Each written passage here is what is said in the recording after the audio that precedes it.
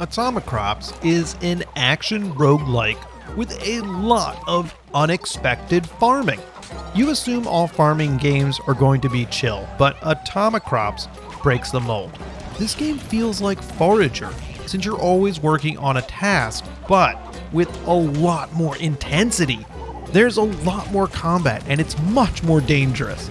Still, if you're a task-oriented farmer, you should check out Atomicrops, but before you decide, let's go over what you do.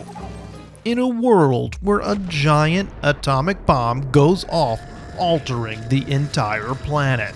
Now it's up to you to grow food and defend it from all the new weird monsters.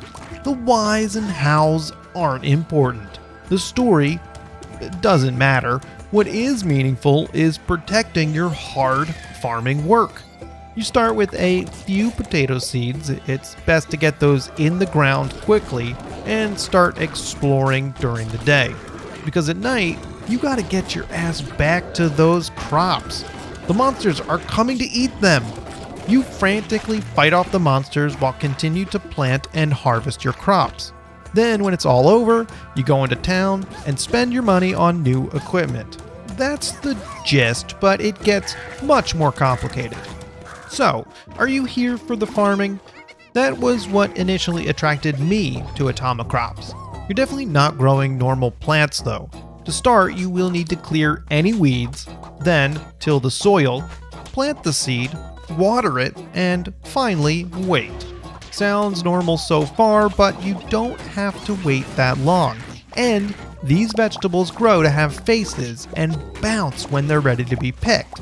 Even though it's all very strange, the farming feels natural and satisfying.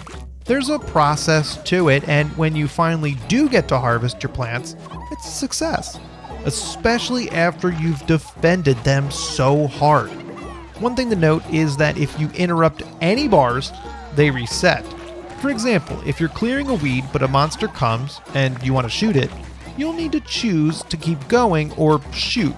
If you stop weeding, you'll have to restart the weeding task from the beginning. It's not a huge problem, but enough to make you push the limits and think twice before canceling. The farming gets out of hand quickly. Everything grows incredibly fast and your farmland keeps expanding. There's far too much to do alone. Good thing you can find some animal friends to help out. Chickens will weed, pigs will plow the soil, cows will water, and turrets will shoot enemies. It's nice to have some friends. A run kinda sucks if you don't find some enemies quickly. The game is a lot easier when you can focus on planting and harvesting instead of doing all the other dirty work. Now, while it is possible to do everything under siege, it is far easier to do it during the day. However, that wastes all your precious daylight doing something less productive than exploring. Wait, hold on a second. This is supposed to lead into a section about exploring, and I will get there. But before I do that, I should mention that being able to farm and fend off the monsters at the same time is what makes Atomicrops the game it is. This game is hectic. You want to farm as much as possible since that's your income, but you gotta protect it.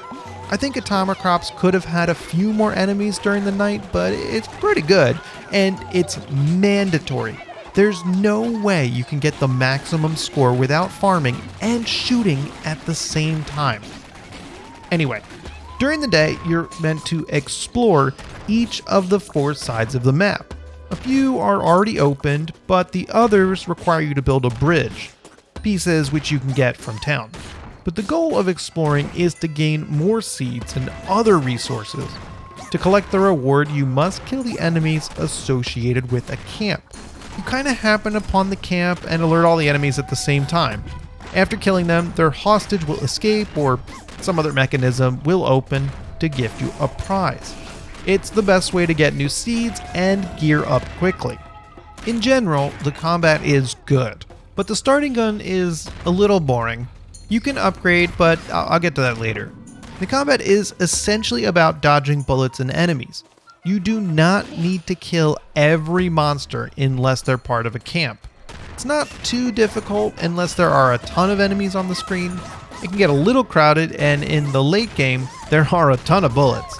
You will want to chance it to save time because only killing enemies eating your crops or in the camps are worth it. The other enemies are only there as a distraction. And just to be clear, the enemies magically go away once the night ends. So optimally, you would only waste time killing the enemies attacking your crops. After your nightly defense, you return to town by helicopter and spend money on supplies. This includes helper animals, seeds, bridge parts, and weapons. You do not want to skip the weapons. You're able to choose between 2 different kinds, although there are more, so you might not always get what you want. Then, if you need to, you can choose to upgrade the gun. It isn't required early on, but it does make you speed through the combat. The catch is, the weapon explodes into 1,000,000 pieces every time you return to town. What a pain in the butt.